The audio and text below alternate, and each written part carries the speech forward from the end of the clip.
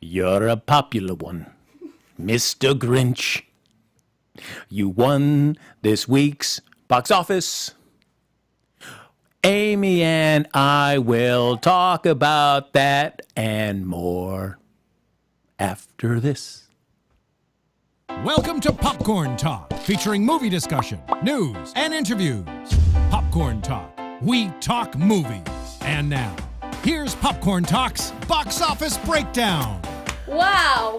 Wow. That intro, though. Seriously, Wow. That was amazing. Look at that. The only time she's ever been impressed by anything I've done. Welcome, everybody, to Box Office Breakdown. This, of course, is a show where we like to look back at the box office that was, and then we... Prague. Okay. There you go. Wow. So, it really landed that last note there. But the box office that lie ahead, I'm Frank Moran. I'm Amy Cassandra Martinez. Kari Lane is always the third part, a little under the weather. Yeah. So send her your well wishes for a speedy recovery there on all her social media handles.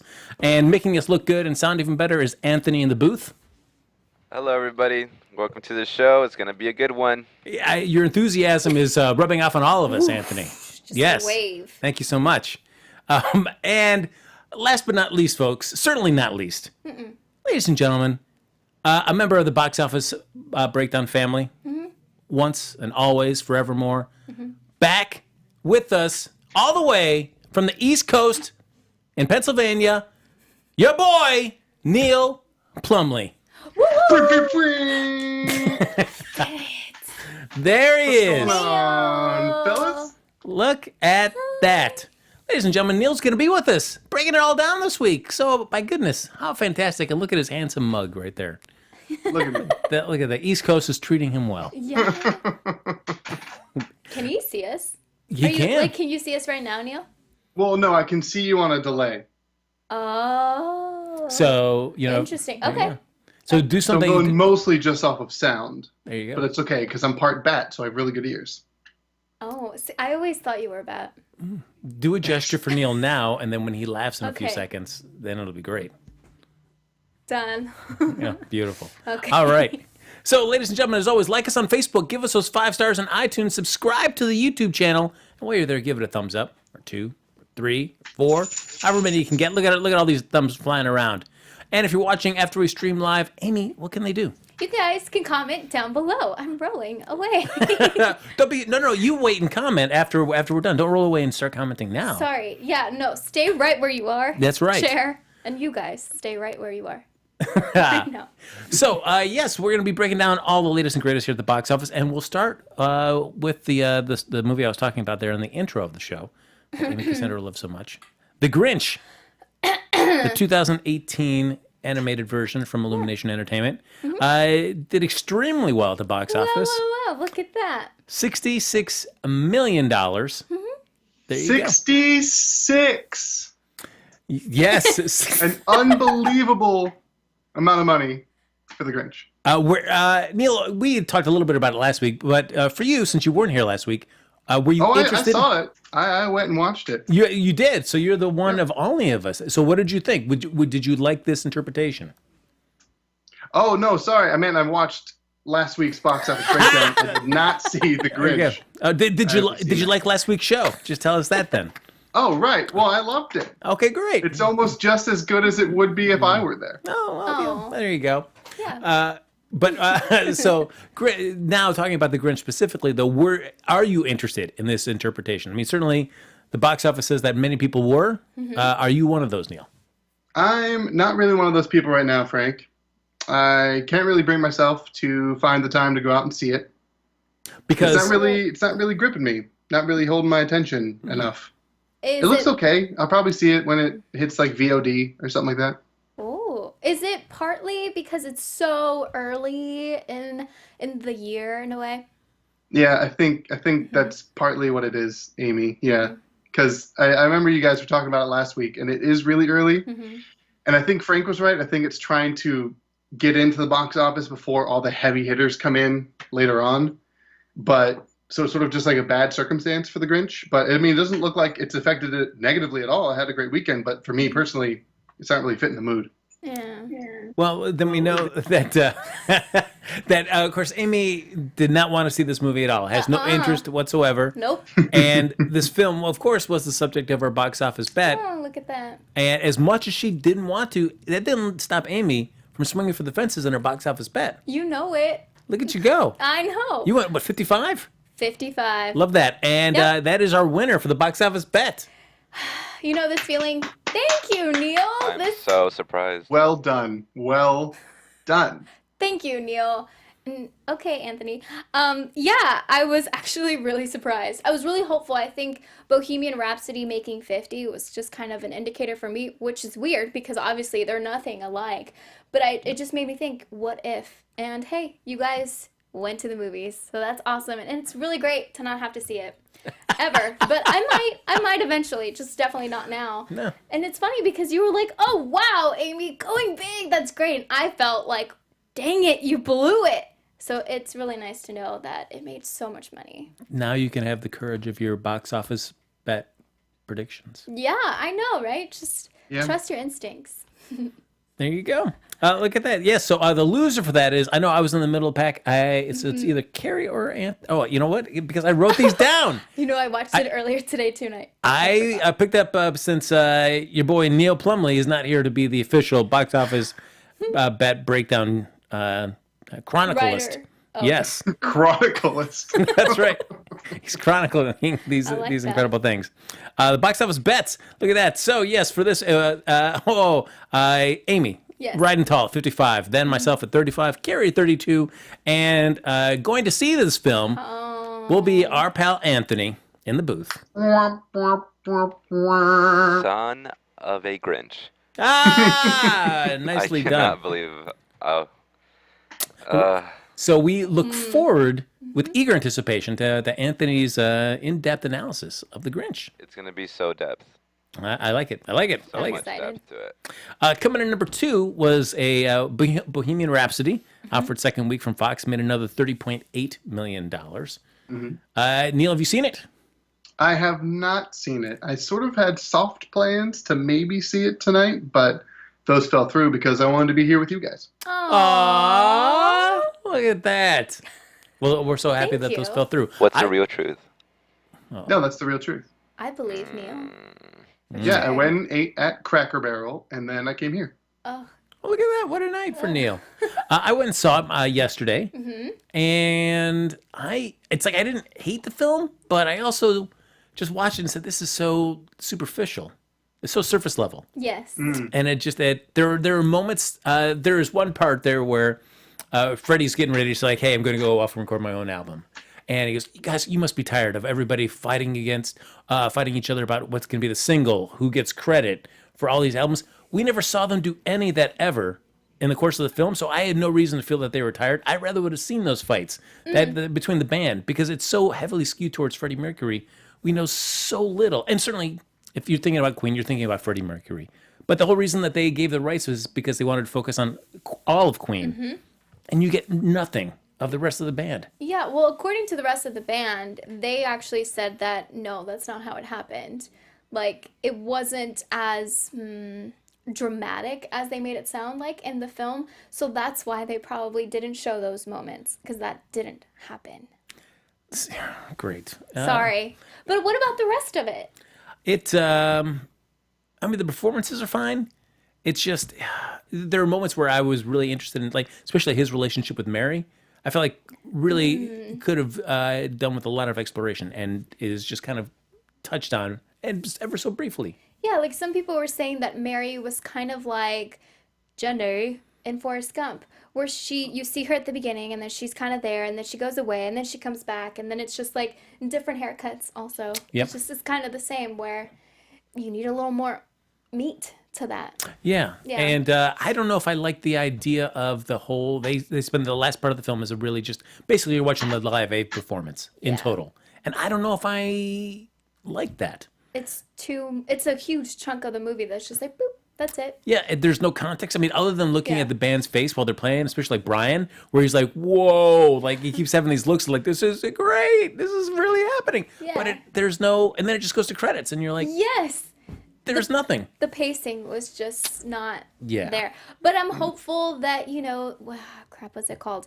The Elton John movie that's coming out.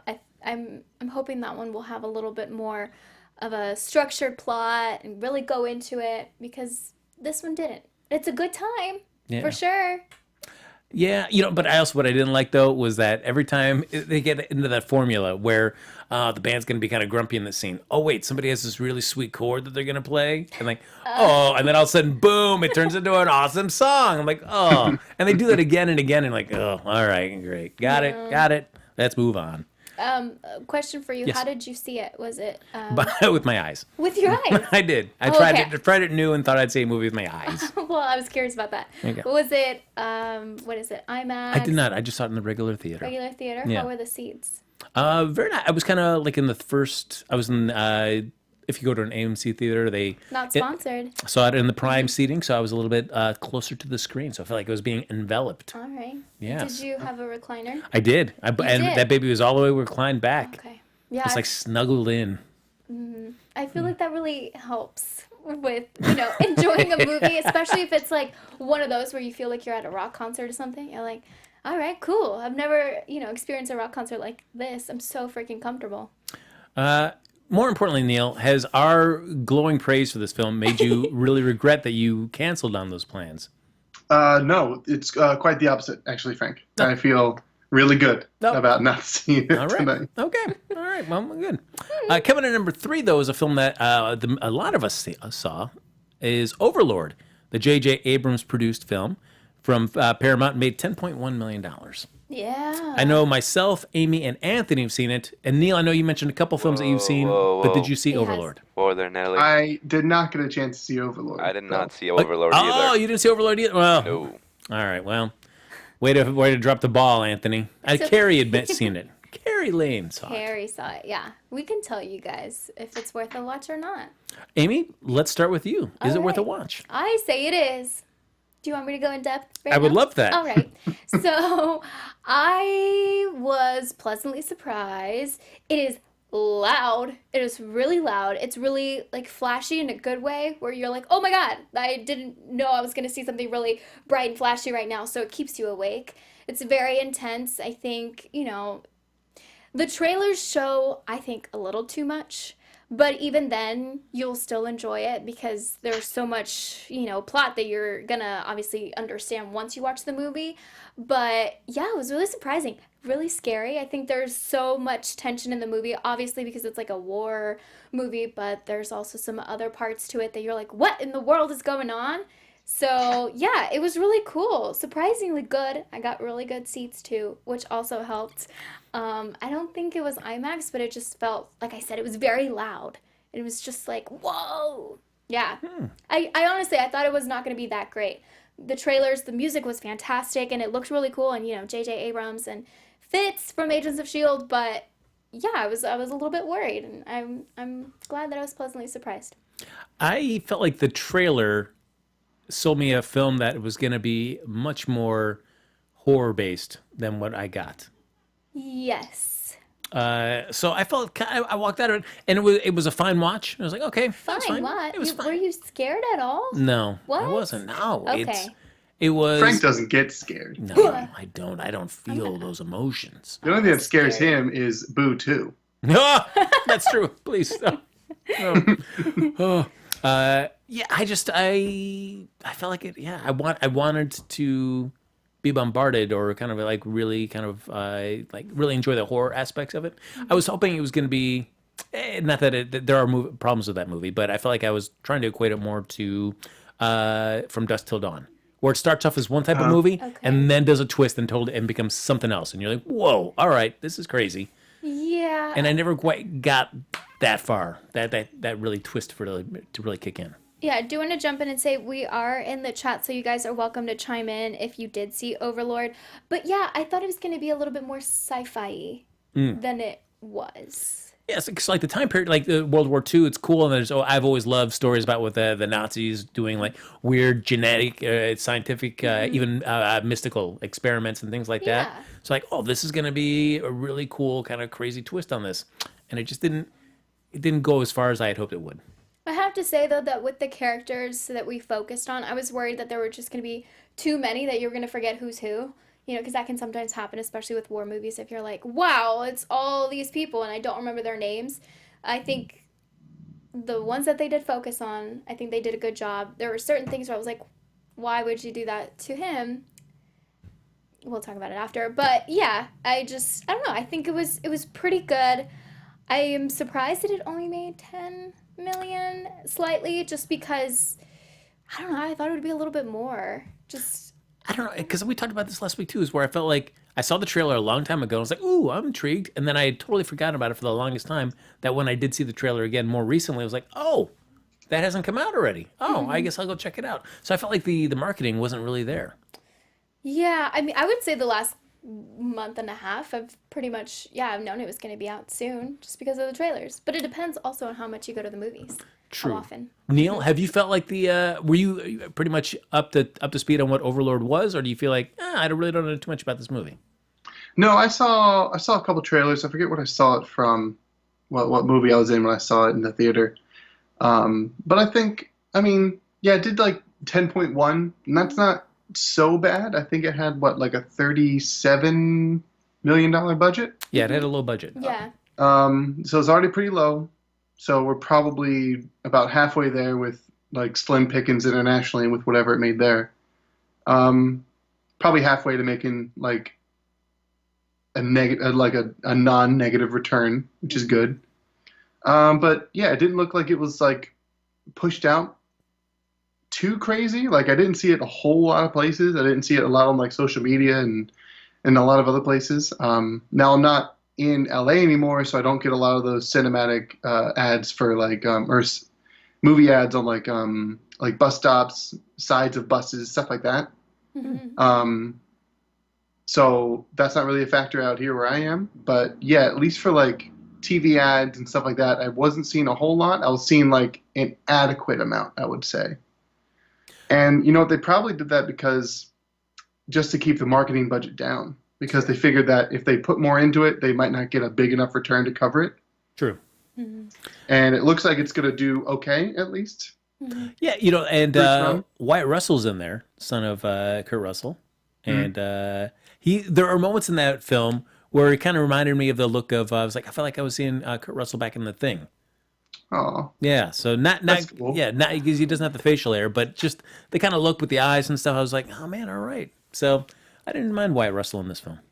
We have Great DT in the chat saying, loved Overlord. It's more war action movie than horror movie. Like that it's grounded in reality versus the over the top like Inglourious Bastards. True. Yeah, it's I just felt like the trailers were trying to sell you a film that was way out creepier than what you got. And I was happy. I mean, it was a fun film. I didn't come out and going like, oh, drove me crazy. But it Yeah. just didn't quite give me what I thought I was going to get from the trailer. It's like one of those things that you see on social media or like, well, yeah, maybe even on Twitter where people recut a trailer to make it look like something else. Yeah. Maybe I that's love what those. they did. Yeah, they're great. Maybe that's what happened. But if you're interested at all, I would say go see it. I don't think you'll be super disappointed. No, I mean, you'll I have don't think fun. you'd regret your time. Yeah. For sure. And Fitz is great. Yeah, there you go. On a quick topic of recut trailers, real quick, my favorite one is Titanic 2: The Surface. If you look that up, it's phenomenal. It's about Jack, who survives in a block of ice, and they defrost him, and then he runs around New York City. That's great. It's called Titanic 2: The Surface. I love that it's called look at that. Surface. Just watch it. It's hilarious. That's fantastic. Coming to number 4, The Nutcracker in the Four Realms from Disney, $9.5 million. And then rounding out our top 5 was our other entry in the new films this weekend. And that was The Girl in the Spider's Web, a new dragon tattoo story from Sony. Did a little over $8 million. Definitely underperformed. Yeah. I think from what Sony was hoping to get out of that. Yeah. Yeah. Same for me too, because I've seen so many promotions for it. Yeah. And it's freaking Claire Foy. People love her. Yeah, that really shocked me, and especially because I think even Overlord was in less theaters than the Spider. It was. The Spider one. So that really shocked me. Yeah, I thought it was gonna be switched. Just about 100 less theaters. Right? We thought it was gonna be switched. Yeah. Yeah. But no, people just did not care. Whether that's because it's been a while since those books were more in the popular zeitgeist and people were more excited about them. So I don't know. I don't know why people just weren't gravitating towards this film. Maybe all the parents were taking their kids to see The Grinch. And That's why. This week's for the kids. Next week it's for us and Claire Foy. Oh my gosh, but no, next week is great. I'm really excited about what's coming out next week. Oh, I guess we're going to get to that. Yeah, we will. But speaking of other films that people have seen, Neil, your boy, Neil Plumlee, It's Joey. yeah, 2 films that you've seen, Neil. What were those? I have. I went and saw 2 weeks ago, or a week and a half ago, I saw The Hate You Give. Mm-hmm. And it is fantastic. It's really hard to watch at times. It's all about it's basically about like a ground zero account of police brutality and racial injustice in America, where this girl character, the main character, she has an event like that hits really close to home, and then she has to deal with it, and she has to deal with it while going to like a majority white population like prep school, but living in the hood. And so her world gets sort of torn apart, and the acting is brilliant. Just the whole movie, it doesn't really let you look away from how tough of a subject that is. And I think it was really well done. And it's based on a book that I have but have not read yet. But maybe I'll read very soon. No, you won't read it. Let's be honest. This was enough. That's like, I've read this book now. That's great. Cool. Thank you. Yeah, I watched the movie, so I can just return the book. Mm-hmm. And Riverdale fave, KJ Appa's in that film. What? Yeah. Really? Mm-hmm. Yes. Well, American accent or Australian? American. Got it. Huh. All right. Interesting. I didn't even know he was in it. He is. Is he in the trailer? I don't know. I've never seen the trailer. Oh. It's Greg I think Berlanti joined he's, that, right? I forget the name of the character that he plays. Archie. No. In I know. Just kidding. He only plays Archie in every film that he's in. Yeah. Like a part of his he's like, contract. bill me as Archie. Yes, that's you it. can call me something else in the movie, but bill me as Archie. And then you saw another movie too? I did. I went on Thursday and saw Mid-90s. The Jonah Hill Written and directed film. by Jonah Hill. How was that? I'm very curious to check that out. Oh, Anthony, hey, you're still here. Cool. It Rude. is really good. I saw a couple advertisements which really got me hooked on wanting to see it, where a couple of the critics said that Jonah Hill has struck gold with this film of his, and I think that they couldn't be closer to the truth on that one. Because now the thing that's Amy, jarring about it I is will that ask Neil, you got to do a hardcore press on Amy because she has zero interest in wanting to see this film. It's maybe like 15% interest out of 100. Okay. I don't know. I don't think Amy should see it. Why? I don't think is you this should. reverse I don't psychology think you'd kind like of it. thing? Ooh, why? Do tell Why? Neil Plumlee. Well, I know that when I was going, I was invited by my friend, and I was showing my wife Alexis the trailer for the movie, and because she had never seen the trailer before. And there's a few scenes because it's all about this young kid. He's maybe 9 in the movie, I want to say, and over the course of the summer, he creates friends with these like skater punks that are like in middle school and high school in LA. And he starts getting up to no good, but he does it because like he needs to get away from his home because that's where his older brother is, and his older brother beats the shit out of him. So there's scenes that just like happen where like they're just like a shot of a hallway at home, and then he just goes flying face first into a wall, and then his brother like throws him on the ground and just starts wailing on him, and then it just smash cuts to like later that day, and he has like an ice pack over his eye, and I'm just like, damn, that's hard to watch. And it's kind of like Jonah Hill in those edits where he really quickly and rapidly just shows this like young kid getting beat up by like his almost out of high school brother, like crazy beat up, like over top of him, just like wailing. He smashes into those cuts and he smashes out of them, so it feels almost like he just got hit by a truck. And it's really, really, he has a really interesting storytelling choice there that reflects through the rest of the movie. The movie itself is mostly about this kid and how he makes friends, and then how like that friend group that he sort of shifted into like ebbs and flows with how he is like learning how to like be a defiant child basically in the 90s. It's just a really interesting movie. It doesn't really have a larger, well, I guess the larger point of the story would be to just like try to understand where other people are coming from, would be the larger point. Have like empathy for people when you don't know what they might be struggling with, because everyone in the story has something else that they're struggling with, and it really comes out like in the climax. Everyone has their own problems and they make you aware of it. But it's really good. It was a little jarring because I didn't realize that the trailers are in an aspect, a 4:3 aspect ratio, like one of like old tube televisions. And the whole movie's like that. Yeah, it's shot like that, right? Yeah. Oh, cool. Yeah. So it's really cool how they use that to their benefit. Like I said, okay, for like the hallway scene, they just have a lock shot in the hallway. It's symmetrical, but it's a square hallway, and it can be symmetrical because it's a square frame. So it's really interesting how cinema like with the cinematography, how they use the aspect ratio as like a choice, not as like something that they put in post-production later. They shot it like that to like make things feel more claustrophobic, I guess, and make things feel like this kid doesn't have any other way out than hanging out with like these like punk ass friends. But it's really cool. It's just a good movie. Wow. That's look how excited Amy is. Well, You won her over, Neil. She's already been typing in her phone about like, I gotta get myself a reservation. No, seriously, freaking reverse psychology. No, I think you were just saying your opinions, and I totally agree, and that's cool, and now I want to watch it. Oh, well, look at I don't think you should. I might now. So internationally, folks, real quick, the one thing that we want to talk about that I think that was a big news was Venom opened up in China this weekend, and man, that song was terrible at the end of that movie. I freaking love that song. I don't care what anyone says. Venom. That is not what it sounded like, but all right. Come on now, it doesn't sound just like that. No.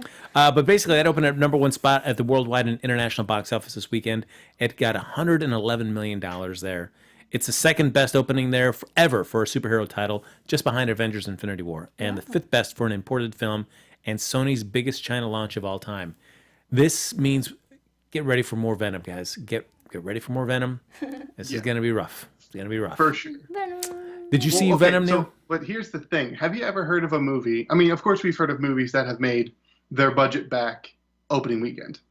Yes. Of course. Like big blockbusters have done that for sure. And movies have done that with like global numbers too. And that's a little bit easier to do. But has a movie ever made, I'm sure it has, but I can't think of one, its full budget back opening weekend from one country, not America? Yeah, I know. Oof. I've never heard of that happening before. And yeah, of course they're going to do more Venom now. But I still believe that this property is an outlier amongst all of Spider-Man's rogues. You're not going to get this kind of return on Mobius. Morbius is not going to give it to you. Yeah, probably not. No. I feel like they should pivot to other weird Spider-Man villains and not just make it Venom. Maybe see that the success is that they want weird villain stories, not just Venom stories. Let's hope. Oof. But that's not what they're going to do. They're going to make more Venom movies, and then they're going to make weird villain movies. Get ready for Woody Harrelson in that ridiculous wig with doing some carnage stuff. Oh, baby. Oh, baby. So, folks, we've got another box office bet. Amy is basking in her, her prognosticator victory this week. But, options are open for somebody else to take the crown. Well, we'll see. And with Neil here, we'll throw him in the mix as well, too. Hey, I could do that. Sure. That's right. Yes. So 3 films for your consideration there in the chat. You can vote on that to decide which of these 3 films we will do our box office bet about. The first one, Fantastic Beasts: The Crimes of Grindelwald. Grindelwald? From Warner Brothers on 4,000 plus screens. Instant Family, Mark Wahlberg, Rose Byrne. That's right. From Paramount, 3,000 screens. And then Widows, there with Viola Davis and others. Michelle Rodriguez as well. Yeah. From Fox, also on 3,000 screens too. Done by Steve McQueen. Yes, so those are the 3 films that you can start betting away there, or voting for, in the chat. And whoever gets the most votes, we'll do the box office bet at the end of the show. But in the meantime, we're going to do a little box office rewind. Oh, That's look good. at that. It's good stuff. It's really good. About one of the actors that's going to be in one of these upcoming films. And we thought, well, let's look at your boy, Eddie Redmayne. Your boy, Eddie Redmayne. Coming in number 5 for him is Early Man from Lionsgate back in 2018. So they're actually way back in 2018. That was actually in February. It came out. $3.1 million for that one. Whoa. Yeah, there you go. I believe that was the Voice. Yeah. Yes, the animated film there. Number 4, The Other Boleyn Girl, which we talked about last week as well. did. Yes.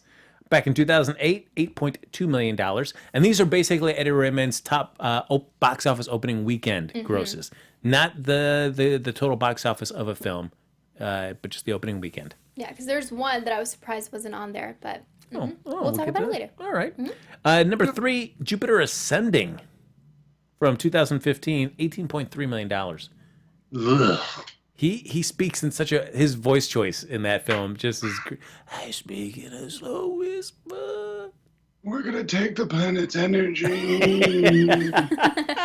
and then just screaming at the top of his lungs. It's those two very different levels Yes. that he brings to the table in that movie. I love the Wachowskis.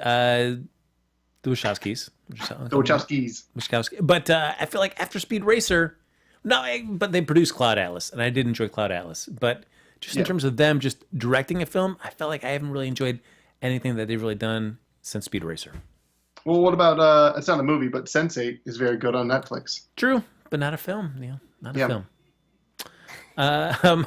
Coming number 2, Les Mis Hey. from Universal back in 2012. That did $27.7 million.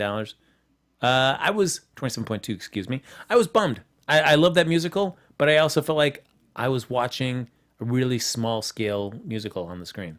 It never quite opened up as wide as I had hoped it would. Yeah, I think it's always difficult when you have a musical that people have seen on the Broadway stage and then moving it to a movie, because I think it's just, I don't know, it's something different, but it's so depressing.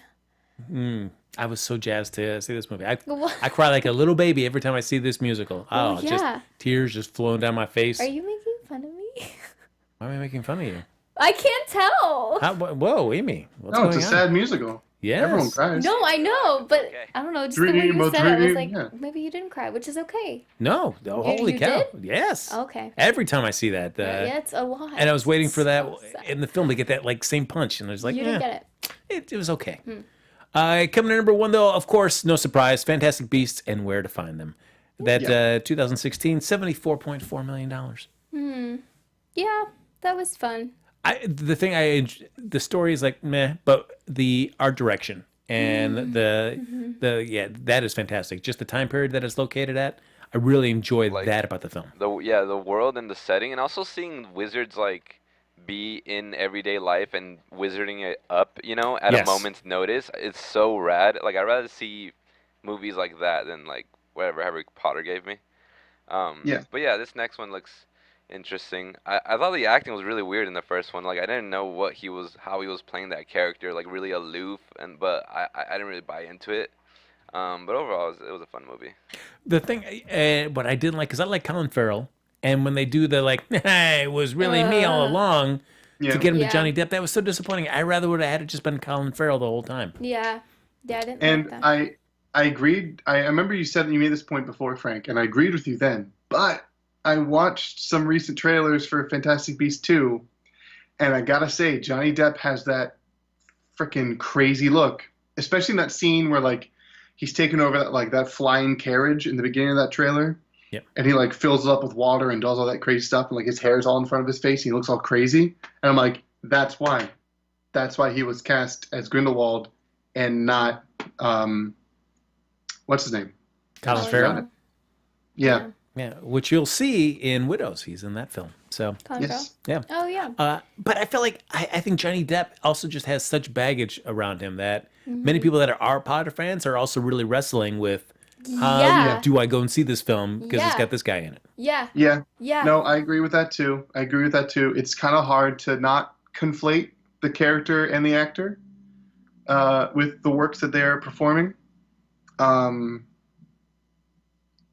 And that's something that I wrestle with in this with Fantastic Beasts 2, because I don't know if he's the right choice, but I think that he's as an actor, I think he's the right choice, but I don't know like as a person if he's the right choice. You know what I mean? Yeah, But I'll be curious to I see. am excited to see him play like a villain antagonist, because I don't think he's ever played that before, at least not that I can remember. Yeah, I'll be curious to see Jude Law as that little hot pants Dumbledore.